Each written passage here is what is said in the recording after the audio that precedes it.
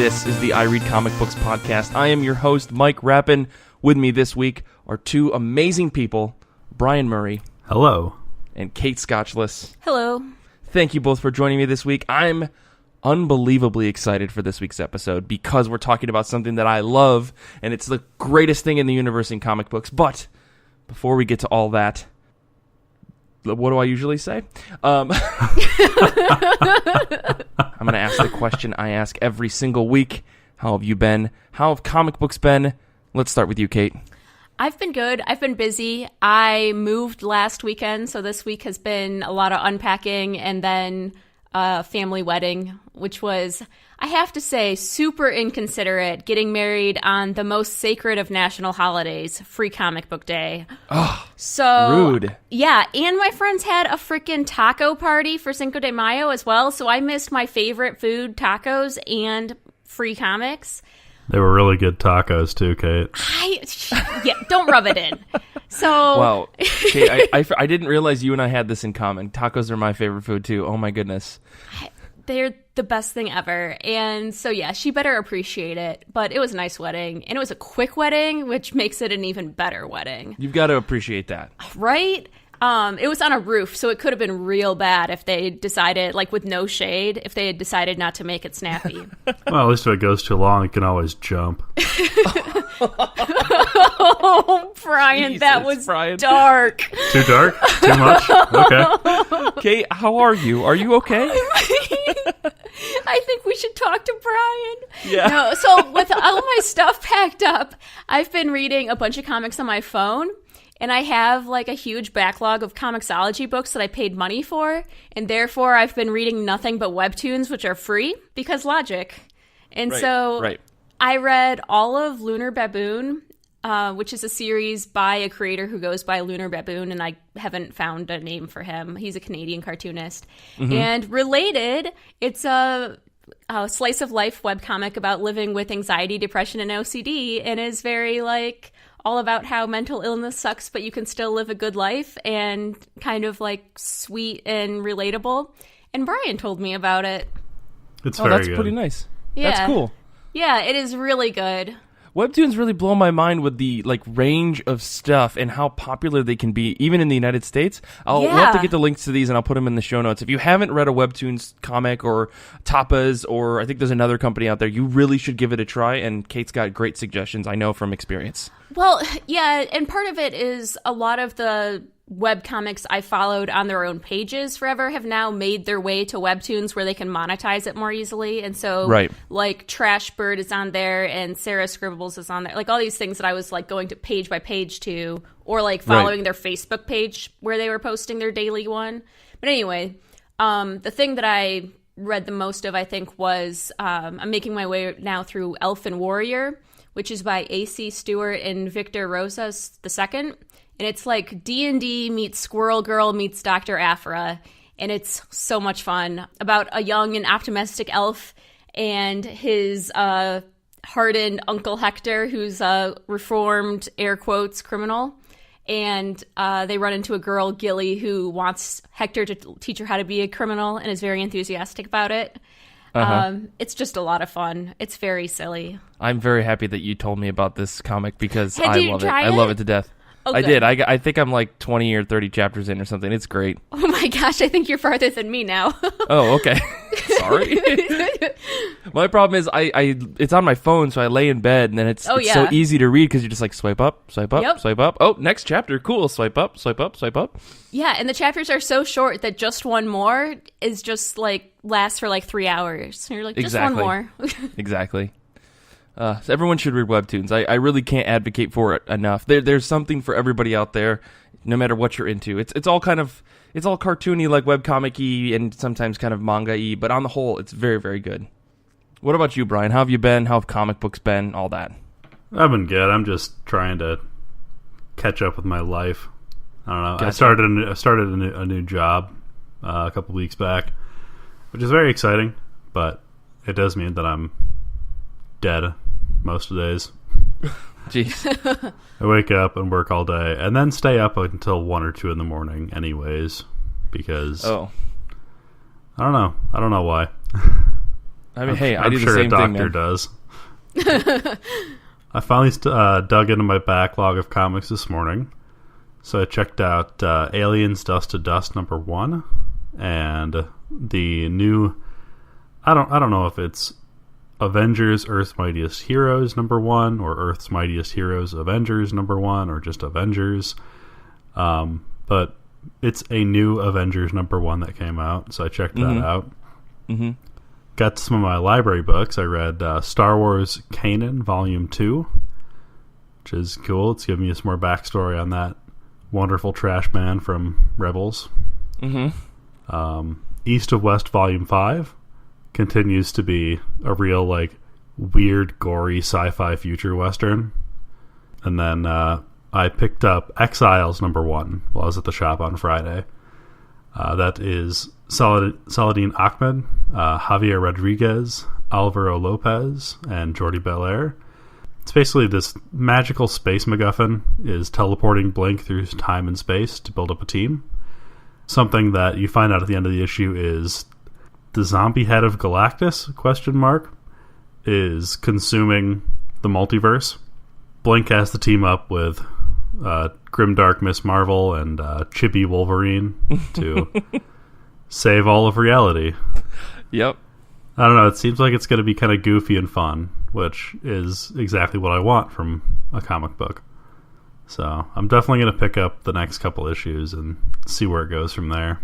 I can safely say that having read the 100+ issues of the previous Exiles series, this feels in the same vein as that book, which was a whole hell of a lot of fun and really cool, just heart-wrenching moments. So I'm really excited to see how Ahmed is going to break our hearts with this book.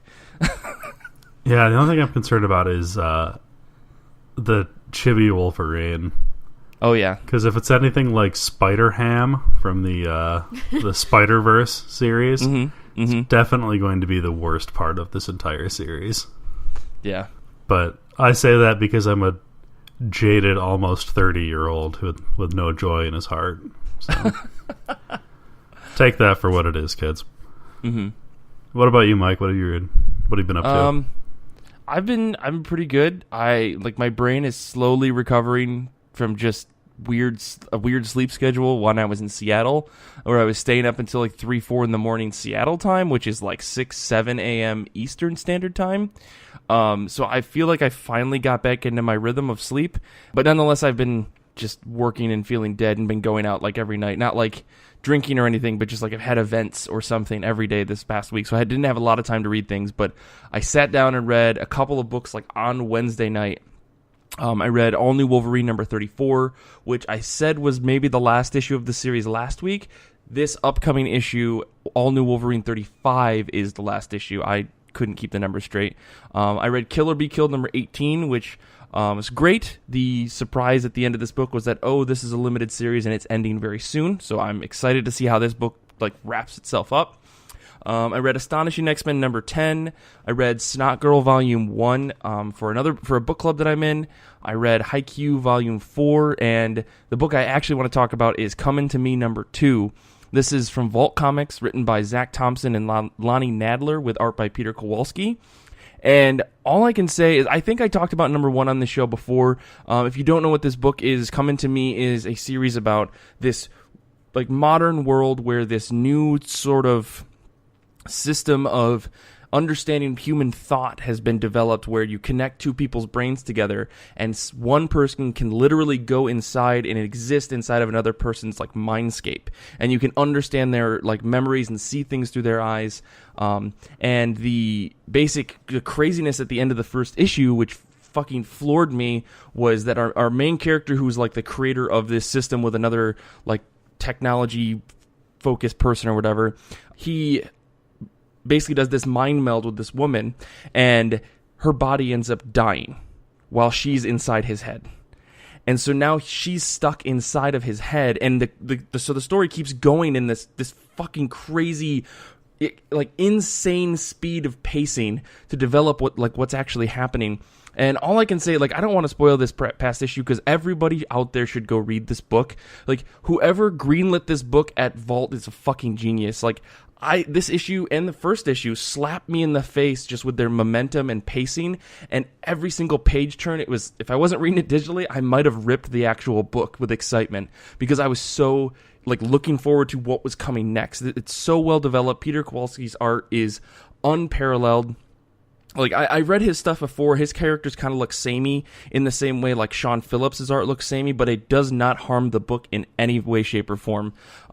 This book is just breathtaking from beginning to end, and I honestly cannot recommend it enough. Like, if you need more proof that Vault Comics is kicking ass, this book absolutely proves it. Like, Maxwell's Demons, The Wilds, like, the Wilds isn't them. But even still, like, it's unbelievable work. This Coming to Me #2, so I highly, highly recommend it. It sounds really cool. I can't, you guys, I honestly, this is like, go buy Coming to Me #1, and if you don't like it, this is my Mike Rappin money back guarantee. If you don't like it, I will buy you another book or refund you the $3.99 or whatever. It's so fucking good. But anyways, that's me. Let's talk about comic books that are coming out this upcoming week. Comic books are going to be released on May 9th, 2018. What are you both excited for? Brian, let's start with you. I had a hard time coming up with something for this week, honestly.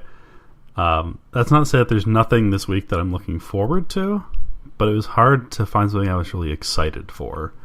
Okay. You know, generally that feeling of excitement comes when I've got either like a new #1 I'm interested in trying out, or, you know, obviously a new issue of Giant Days would always set that off. Yeah. For this week, I fell on Runaways #9, because while I don't have the same excitement for that series my wonderful wife does, I do enjoy every single issue of it. Mm-hmm. That's the new Runaways by Rainbow Rowell with art by Chris Anka. It's a very solid series. I don't really know what to say about it except that I have a good time reading it. So it is fulfilling the promise of a comic book. You know, I am being told a story, and I am enjoying the process. Hey, you know what? That's fine. You know, because honestly, Runaways is such a powerful book. Like, it has, like, so many people are connected and love the characters of Runaways that there were way too many chances to mess this up. And I think Rainbow Rowell, like, she's nailed it, right? Like, she's continued this book true to the original series. Yeah, I think that's definitely true, and I think almost the personalities of the characters are coming through even stronger than they used to. Oh, yeah. She's a pretty good writer. Yeah, really walking the line between, you know, emphasizing and playing up different aspects of their personalities without turning the whole thing into a big cartoony mess. Definitely. I definitely agree with that. Kate, what are you excited for this week? I'm excited for Hawkeye Kate Bishop Volume 3, Family Reunion. This is the third volume, obviously, of the current Hawkeye run, and it collects issues 13 through 16, and then also the Generations Hawkeye and Hawkeye issue from that whole... Was that a crossover event? I don't even know. It was just like a series of one-shots of... I don't know. Okay. Yeah, so it has that in it, too. So this is a series that I was reading in singles originally because I really like Kate Bishop. I read the first arc in singles and then decided that really I could trade weight it because I wasn't in love with it, but I didn't want to stop reading it. Right. So I've been doing that. It's by Kelly Thompson and with art by Leonardo Romero. And so in this volume, we now have Clint Barton's Hawkeye coming back to help Kate out, and they're gonna, you know, do their awesome buddy up stuff, which I'm excited for because that's my favorite version, is the relationship between the two of them versus having either of them on their own. Mm-hmm. And then apparently that one shot is an intergenerational adventure, which is an interesting tagline to promote. So I guess it's the younger version of Clint, and something happens. I don't know, guys. I'm like, you know, when you trade weight, it's hard to like say much about it because it's not the issue before that you've read or whatever. So yeah. Right. It's Hawkeye. Yeah. I honestly think Kelly Thompson, fantastic writer. I'll just say that. I mean, she's writing that. I really like her stuff. Mike, I really like her stuff. Okay, so do I sometimes, but in the first arc of this Hawkeye thing, I was so on board for several issues, and then she took the most cheaty way out of like this build-up, you know, the whole dramatic build-up in a comic arc where you're trying to figure out this mystery, because that's of course what Hawkeye's always doing, is trying to solve what's going on and figure things out, kind of Jessica Jones, but with more arrows. And sure. And so like it's a really cool mystery that was going on. I was really into it, and then she took like the just dumbest, cheatiest way out, and I was so mad. And now every time people are like, I like Kelly Thompson, and I like instantly think of this, and I don't want to say what it was because I don't want to spoil it for people who haven't read it yet. Because it is still worth reading, but I was just so peeved. And so now I'm like, I don't know, maybe Marvel made her do it because that would kind of make sense with the timing, and maybe they were trying to make it match up with other series or something, and so it's not really her fault, but I don't know. Okay. Well, she wrote my Rogue and Gambit book, and it's real good. Yeah? Are you maybe a little biased, Michael? No, hey, listen. No bias is present here. Okay. Well, for me this week, I'm moving on. For me this week... Yeah, Kate, we're done with you. I'm very excited for Eternity Girl number 3. This is Magdalene Visaggio and Sunny Liu. The one thing, I mean, I don't want to spoil what happened in the last 2 issues, so I won't really go into it, but honestly, this book, like, it was pitched as the only way for Eternity Girl to save herself is to destroy the universe. And I was like, hold on, explain to me what that means. And the way that, Mags has gone into this book, because we're on first name, nickname basis, so I'm calling her Mags. But honestly, the way that this book presents like sadness and depression and she turns it into this overwhelming feeling where Eternity Girl is struggling to literally exist. Like she knows that if she wants to, she could just fade away into oblivion. But she knows that she needs to also keep it together because she's on this mission to destroy the universe. And so everything gets it's very, very surreal because it's to the point of being almost like too real with the amount of like the emotions that are just thrown on the page for this book. I'm blown away by this story. I'm looking forward to this issue very much, given like the progression that happened from issue 1 to issue 2. It's only going to get more insane. So give me more of this book. That's all I can say.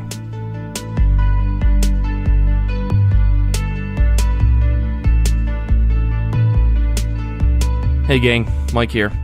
So we had plans for a big long episode all about the X-Men, and we made a thread on Goodreads about it, and it was amazing, and we recorded it, and then a computer exploded, taking half our audio with it. Metaphorically. I mean, we lost the second half of our show that actually happened. Long story short, instead of our main topic this week, which is all about the incarnations of the X-Men, we have for you instead a pre-recorded minisode starring Rene and Tia all about the villains in the Marvel Cinematic Universe. So, enjoy!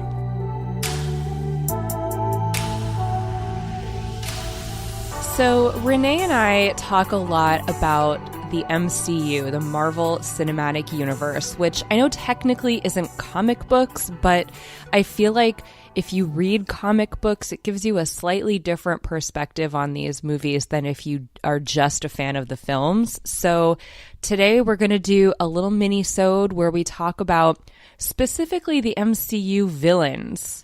Rene, I don't know about you, but I always want to like the villains best. Yeah, I guess I think that a good villain makes the hero and really makes the story. So, I mean, if you don't have a good villain, what's your story? It's just a bunch of people doing nothing. You're so much more noble about it than me. I'm not trying to be. I'm just trying to sound smart. Really it. You know, I just relate to the villains more. I think that they're more interesting, and I really identify with their unlikability, I guess. Although they do sometimes tend to be more likable, which we're going to talk about. I was going to say, at first I was really worried. I was like, oh no, you relate to them more. Tia, is there a plot that you've got going? Well, that too. I mean, yes. Which anyone who knows me will tell you a lot about. Yeah. I'm always worried that there's maybe a supervillain just right around the corner from me and I don't know it.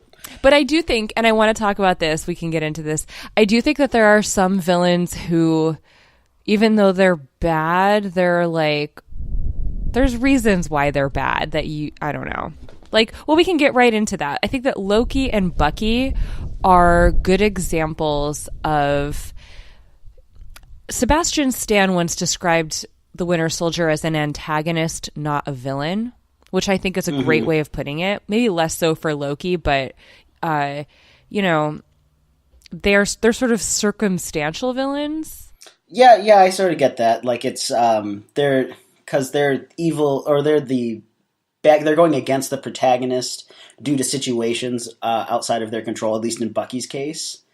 So he's like the bad guy, but he's not trying to be bad. No, I mean, he's literally been brainwashed. The poor guy, like, he just wants a nap. So I actually have a really, I don't know, grad schooly sounding theory about why women particularly like Loki and Bucky so much.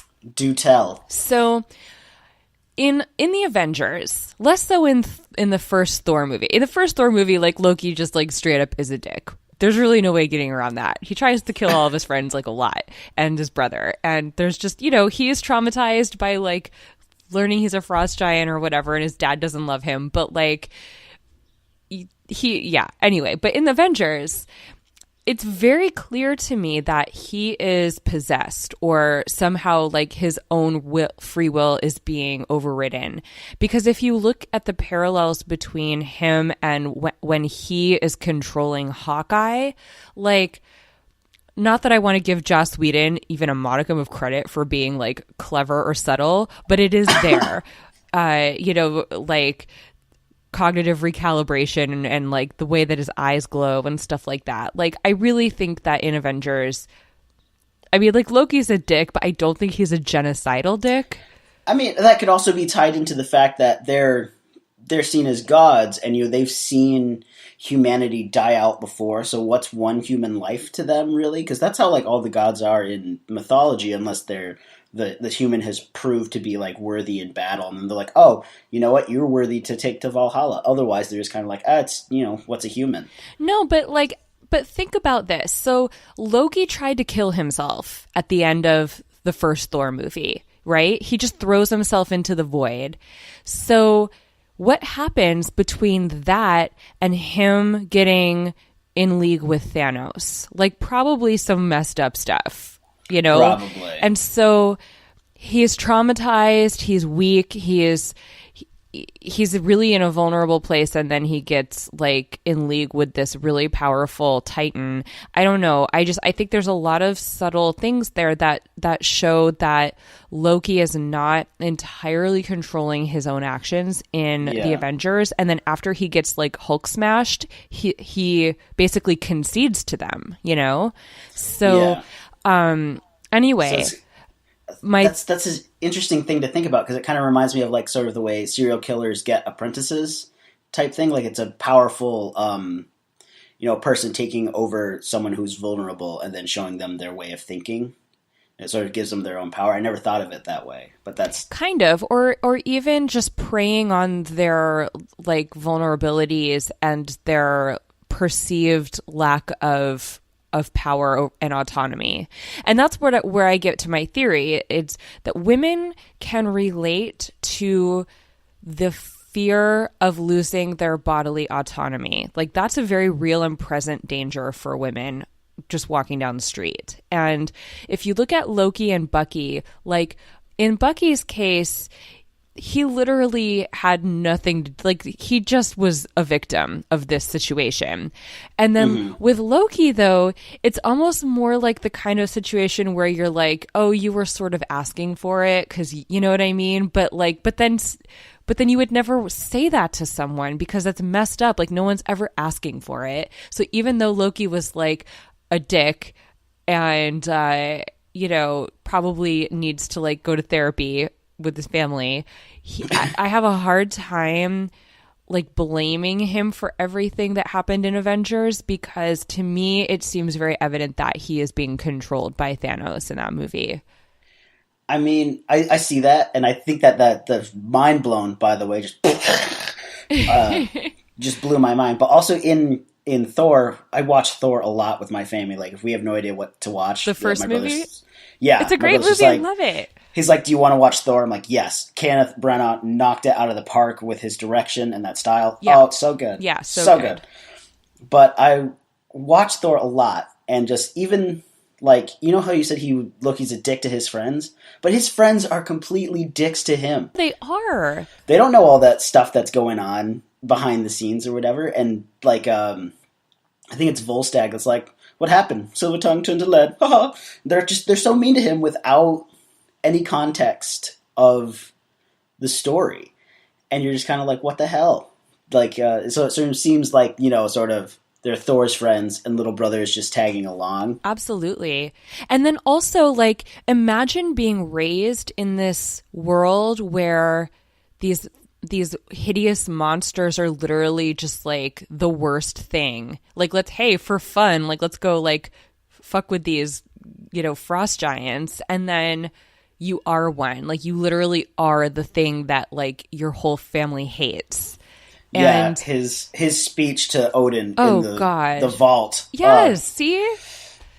So I don't know. I have a hard time seeing Loki as a villain in the same way that other characters who are like villains are. Like, Loki is bad, but I don't think that he has the same sort of evil that that Thanos has, Yeah, no, I agree with that. I think he wants power and respect, I think, and he has to get it through these other means because it's not given to him. He just wants his family to love him.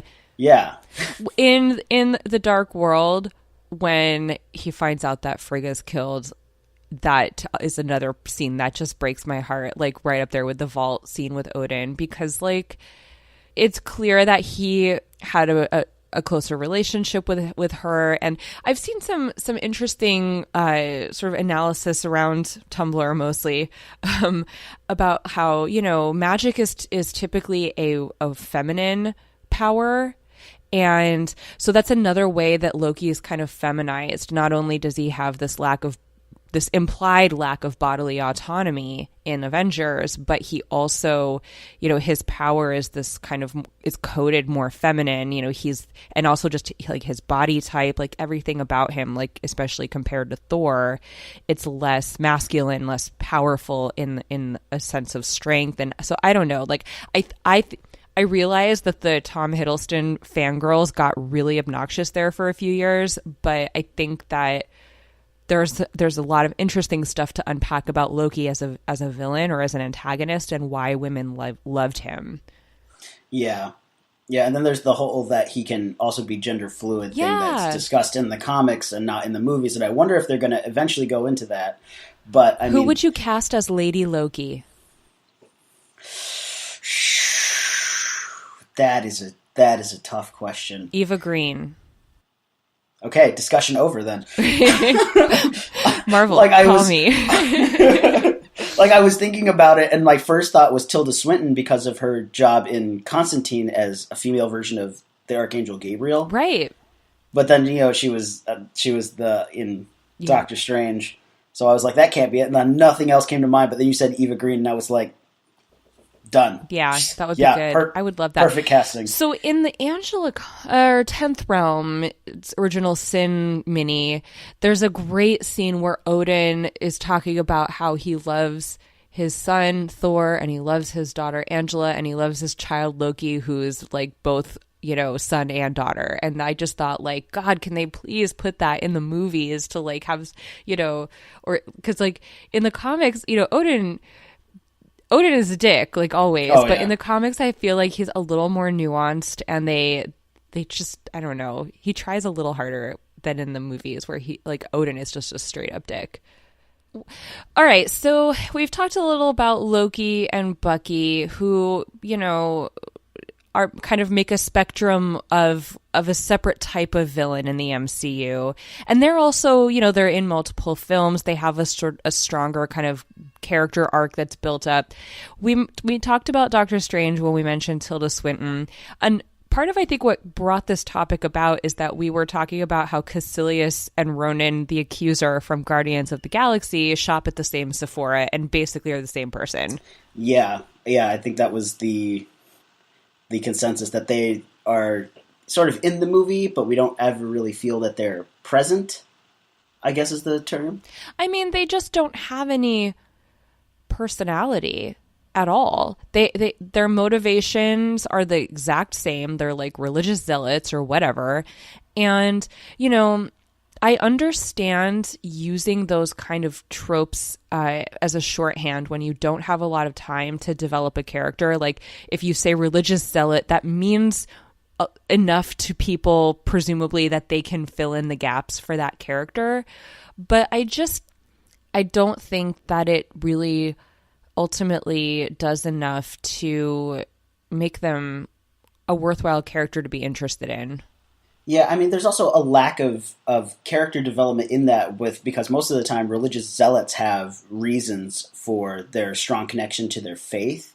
And they sort of hint at it for both times in those films. Like Kaecilius lost his entire family, and then he turned towards, the Ancient One and all their teachings, and then he found Dormammu and was like, oh, there's a world that erases my pain, but it's like talked about like in 5 minutes.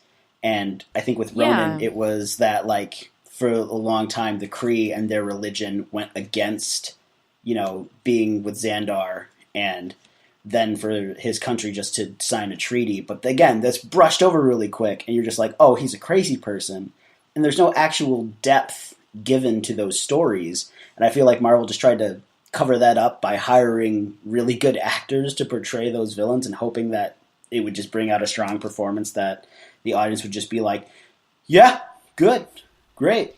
Yeah, and I also think that, if you really get down into it, they aren't that different from the heroes in those stories. Like Guardians of the Galaxy is about a bunch of misfits like trying to come together, and that's an interesting opposition to Ronan's point of view of like, purity and isolationism and all of that. It's like you got this like trash panda and some like big green gray, I don't know, whatever color you want to call him, like wrestler guy, and you have Gamora, who was kind of a villain, and you've got this like, dumb, funny guy. Like they're such different types of people coming together, and that is such an interesting opposition to Ronan. And then Doctor Strange, who is also trying to work through pain. That's such a different. He has a different sort of like outlook on the world, obviously, but he's not that different from Kaecilius, and they just don't develop those parallels in any way. Yeah, especially when Kaecilius, meets with Doctor Strange, and he's like, oh, so you're a man of science. You'll understand this. Yeah. And it just did this. They kind of roadblocked it, and they didn't really see them sort of getting into a discussion at all about it, because they're like, okay, we can't have a discussion. There needs to be fighting or something. We got to move this story along. And what a waste of Mads Mikkelsen as an actor. Oh, absolutely. 100% agree with that. And I mean, also Lee Pace. Lee Pace, like, he's just too pretty to bury under blue makeup and like 10 pounds of pleather. Yeah, agreed. I didn't even realize that Lee Pace was. I didn't even realize that's who it was. And then, like, I was watching The Hobbit, and then I was his just voice. like, yeah. Yeah. Also, I think if they ever do anything with Drizzt Do'Urden from like the Dark Elf trilogy or something like that. I don't know if you've read any of R.A. Salvatore's books. If they do anything with the character Drizzt Do'Urden in film, Lee Pace needs to play him, because it's just perfect. It would be perfect. I'm trying to, something that bothers me about what they're trying to do with the Infinity Stones and Thanos is like. So one of our complaints, it sounds like, is that you've got these one-off villains. They're not that developed. And part of the reason is there's not time in a single film to develop them, only to discard them at the end, which is what happens. Thanos is the thread that connects them all. And I just wish that they used Thanos as a more present villain, because, for example, going back to the Avengers, there's the Other, who's kind of like Thanos' right hand for a while. And, like, he could be the one-off villain that you throw away, but Thanos is still a real presence. Like, I wish they would put him in the movies more. Yeah, no, I agree. It sort of makes it seem like when they just throw away the villain, it always just kind of bothers me. And I kind of just want there to be this overlooming present, sort of dread that's always there. Because, I mean, that's present in comic books. That, like, they beat the villain, but there's probably going to be a next time. And I feel like that's always troubling and worrisome. But I just don't feel that in the movies. Yeah, I'm trying. So Thanos is the, like, cosmic villain, and then Hydra is sort of the earthly villain. And because of the television shows and the format, they have more time to do things with Hydra, I think. And I mean, The Winter Soldier was just such a good movie anyway. Yeah. So maybe the Russo brothers will do a better job with villains once we get into the Infinity Wars stuff. I don't know. What do you think? I wonder how they're going to present Thanos, and I just have so many questions. But I'm really prepared for them to give Thanos just this. I'm torn between wanting them to develop him, or if he's just this gigantic giant that overshadows and is just unfathomably strong, like to the point where it's just we can't even begin to understand. It would be this character. Such a waste. I mean, there's such an interesting aspect to Thanos. What does he want all of this power for? There's always a reason, right? And I would love if they went with the being in love with death thing. That would be interesting. Especially since they had at the end of Avengers the whole courting death thing, and he smiled. Yeah. I want that. And okay, so I mean, is Death friends with Hela? Like, did they go out for Cosmos and talk shit about these dudes? I would love that. Could we talk about how awesome Hela is going to be? Yeah, I have a question though. Why is it always Cosmos? Like, why just specifically? Well, I was going for the pun, but also, gotcha. Like, I think that's a Sex and the City thing. I don't know. I never watched Sex and the City. Okay, just there's consistently Cosmos, so I was just like, are they that good? I don't like alcohol, so I'm never gonna order a Cosmo to find out because I think all of it tastes gross. I don't know what they are. I think they're like cranberry juice and vodka and something else. They're pink. Either way, the visual of Hela and Death with Cosmos talking shit. While the world burns behind them, they're just like, so talking shit about men that they are involved with. All right, so like I would read that, actually. I would see that. That would be amazing. I know this will never happen, but in the comics it like Hela is the adult version of Leah of Hell, who's Loki's like BFF when they're kids and in Young Avengers. And so like my dearest hope is that means that we're going to get Young Avengers. Oh my gosh, I would absolutely love a Young Avengers, especially since they're doing New Mutants as a movie. And Runaways. Yes! Just in terms of like they seem to be getting that this is like a demographic they should use. That would be awesome. So who is your favorite MCU villain and what makes them stand out for you? My favorite MCU villain, and this is going to sound really, really like bad, but my favorite MCU villain of all time is Michael Clarke Duncan's Kingpin from the original Daredevil movie. And does that count as the MCU even?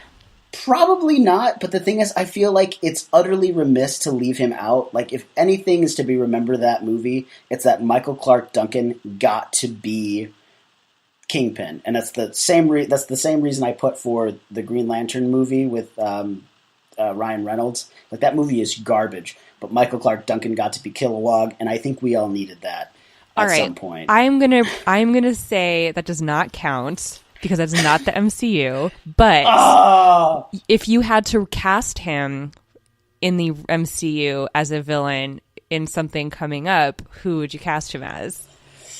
Ooh.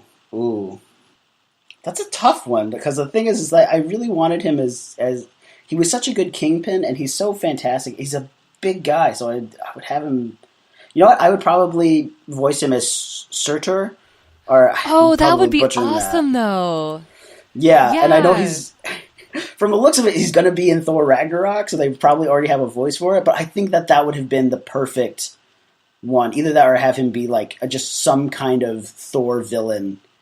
Just because he had that big booming voice and that strength that you just recognize immediately, and that would just strike fear in anyone, or at least intimidation. Well, okay, so in Journey into Mystery, Surtur's like bad and round and like doing stuff, so they could maybe do Journey into Mystery, lead into Young Avengers, cast him as the villain, and make all of us happy.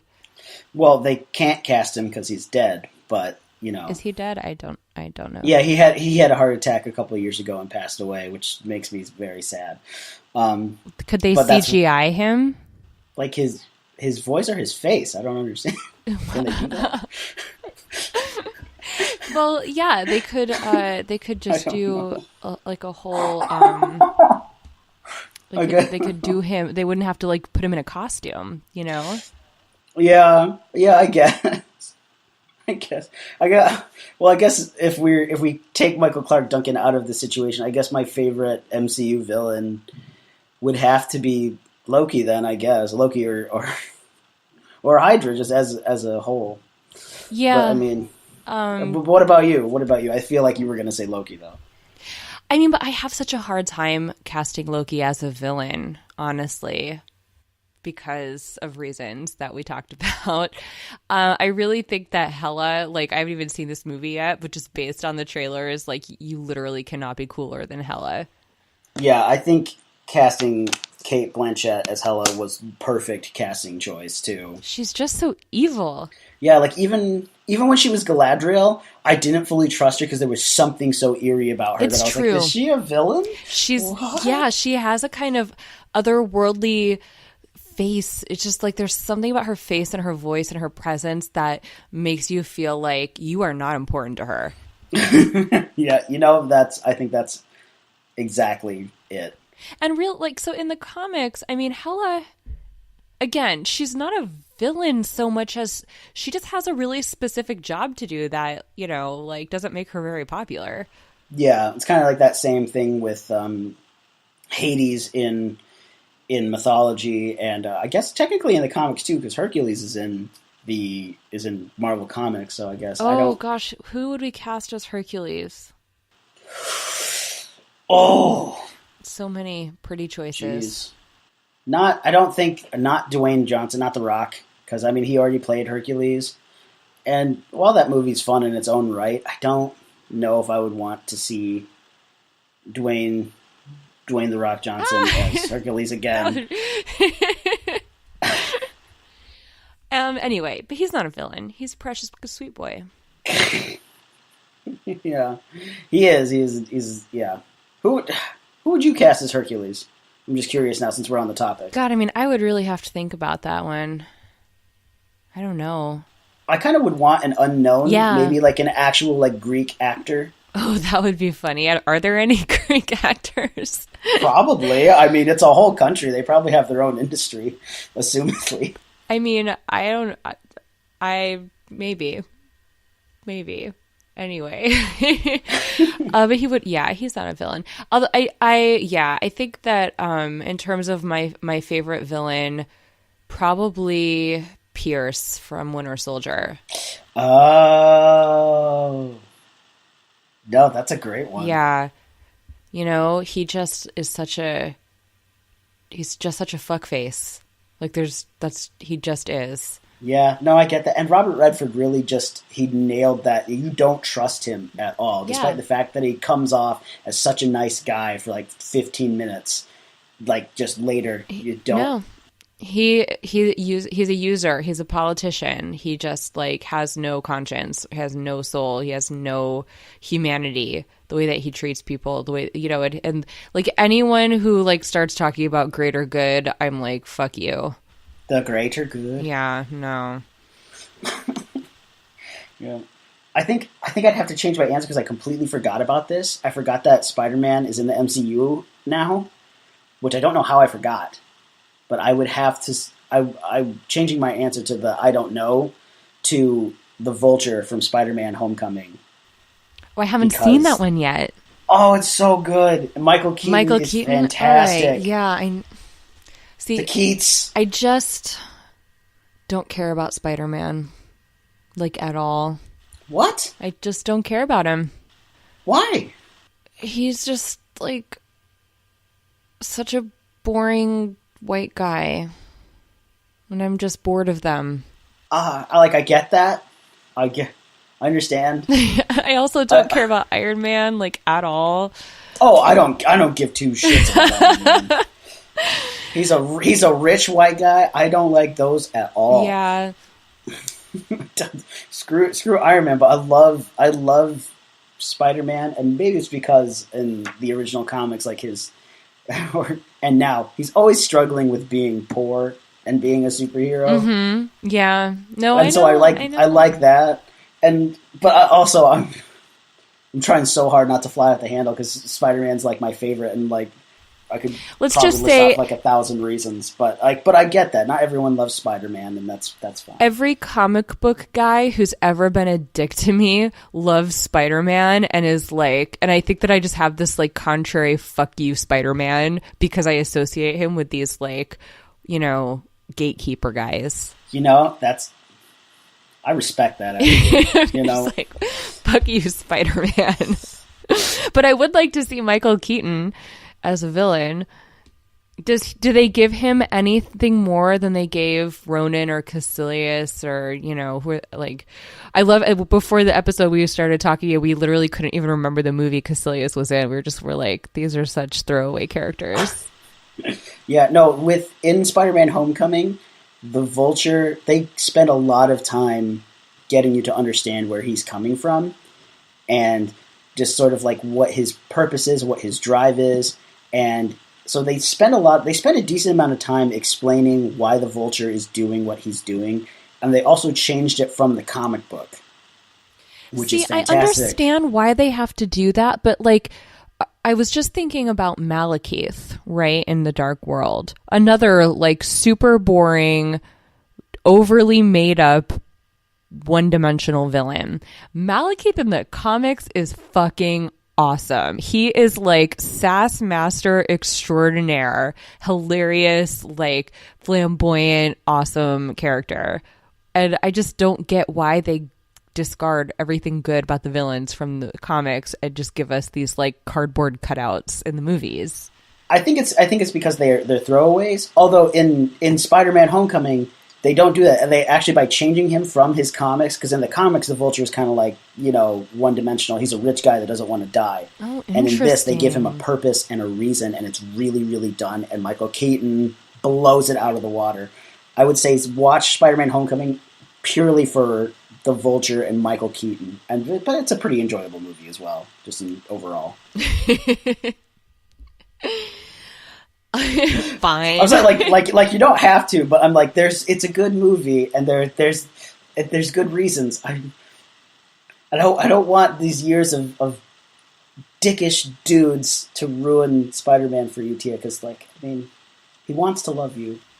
I know. In a non-weird way. I know. Like I mean he was cute in. I almost said Avengers 2, but it was Civil War, but really it was Avengers 2. It might as well have been. Let's just forget Ultron happened. Ugh. Oh, I do. You want to know who the villain is in Age of Ultron? It's Joss Whedon. Boom. Oh, fuck that guy. I'm going to say right here, right now, I don't like Firefly. Suck it. Suck it, Firefly. Firefly, Whedon, all of it. But yeah, no, like, for me, I just rewrote Age of Ultron in my head, like, entirely, and that's really just the only way I can cope with that movie. I say, if you ever put it down on paper, I'd love to read it. Well, so there's a great headcanon going around Tumblr where Hawkeye's secret family is actually like his sister and his niece and nephew, which fixes that problem like very nicely. Hawkeye doesn't have a wife. Give me a break. I was going to say, I was like, wait, what problem? Yeah. No. Anyway. Just no. Clint Barton doesn't have it together enough to have a wife and kids. No, he really doesn't. Much less fix the kitchen. What else is a problem that I have fixed in Age of Ultron? I mean, well, Scarlet Witch and that, yeah. There's a lot of things. Just that whole movie is an exasperated sigh. Yeah, it really is. I don't even have like by the time I get to the problems with Black Widow, I'm already dead from exhaustion. Yeah, so Age of Ultron, just that movie is the ultimate villain of the MCU. It's true. Right? It really is. Oh God, but then again, another wasted amazing actor. Yeah, James Spader. How the hell are you going to waste James Spader? It's like, when they get it right, they get it right because there's like an army of people who would fight you for Loki and Bucky. And I suspect that Hela's going to have a pretty big fan base just by virtue of her aesthetic alone. But it's just such a waste. And I think that there is at the root of it a sort of disconnect where these filmmakers don't understand what a portion of their fan base likes about that character type. Like we're using this very traditional dichotomy of good and bad where like you are supposed to identify with the good guy, so we pay the most attention to the good guy. But I think that audiences, in particular audiences of people who they're not Peter Parker, they're not Iron Man, they're not Captain America, like they have felt marginalized by the way that these characters are always portrayed. And so they find other ways into identifying with characters in these stories, and they often find themselves identifying with the villains. And it just does such a disservice to use cardboard cutouts. Yeah. No, I 100% agree. They're sort of like treating every like movie like it's still He-Man versus Skeletor in like 1982. And it's like it's not that cut and dry anymore. Skeletor does have a good outfit. Yeah. I was watching a commercial and the like Skeletor was talking. My brother's like, "Is that actually Skeletor's voice?" I was like, "Yeah, it is." Which I can't. Based on his outfit, you'd think he'd have a more, grisly voice instead of "I'm Skeletor." Somebody needs to make that a ringtone. What, just I'm Skeletor? But, yeah. Oh, goodness. Oh, so we haven't actually talked about one of my other favorite villains who is in the movies for like 5 seconds, which is Crossbones. And I heard he was coming back. How can he come back? He did. Listen, that's just a minor inconvenience in the Marvel universe. He blew up. He like really dead. Like, don't get me wrong. I would love to see Crossbones come back and then like also have Bucky Cap and Crossbones fight. I would love that. I'm all about that. But how is Crossbones back? Look, it's happened before and he made it through. I'm just saying. That's true. If a building falls on you and you can come back, I guess what are bombs? I don't even remember where I heard that. Maybe I'm just wishing. Who knows? I mean, keep tossing coins because, in that like, if you're gonna have a villain that's super one-dimensional, you need to lean into that. Yeah, I kind of wonder if they, especially if they do bring back Crossbones, I wonder if they'll add in Red Skull's daughter, Sin.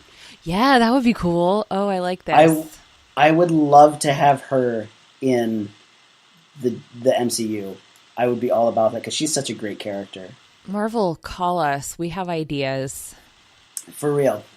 That would be good. I mean, Red Skull was a comically sort of cartoonish villain, but in a way it worked in the same way that I think Crossbones like sort of worked, which is that like if you're going to be like a cartoon villain, then be a cartoon villain. Don't give me like half of a tragic dead family backstory, because I'm like, just go all the way. Yeah, like I'm not going to care if you just like throw that out there and then never do anything with it. Yeah, you don't just wade into the cool water, whole head underneath. Let's just do it. Dive right in. Yeah. Yeah, I would be okay with them bringing back the Red Skull as well, but I think that they would have to get a different actor for it, since Hugo Weaving said he'd never do it again. Did he? I didn't know that. Yeah, no, he said that after the first movie, he was like, no, he's like, I had a terrible experience, I'll never do it again. And so my suggestion is get Christoph Waltz if he would be willing to play a Nazi, but he already did that, so why not? Yeah, no, I mean, I do think that is trickier now in the world that we live in compared to the world that we lived in when the first Avenger came out. And I would hope that the people who make Marvel movies are more sensitive to that than the people who make the Marvel comics. True, but I mean, also, if it was modern day and the Red Skull was in modern day, he wouldn't be, doing Nazi propaganda. Wouldn't he, though? Or whatever. Well, like, he talks about it, but most of the time, the Red Skull had used what Hitler gave him to project his own beliefs and his own desires to conquer the world, kind of like he did in First Avenger. Like, he moved away from the Nazi party because he's like, we cannot be in Hitler's shadow. So, I mean, he could still be about conquering the world, but not like, he would be like, the Nazis and all that stuff, that was just who was there, who gave me power. Now I can get power through other ways. I don't need to be a Nazi. Yes, I'm still German, but Germans aren't exclusively Nazis. I mean, Nazis aren't exclusively German anymore. I guess now, yeah, he could be an alt-right shithead or something. Yeah, I mean, he wouldn't even have to do that because he didn't follow into Hitler's super race thing. Oh my god, maybe that's what's wrong with Steve Bannon's face. It's a mask for the Red Skull. Oh my god. Do we live in the MCU? It's all real.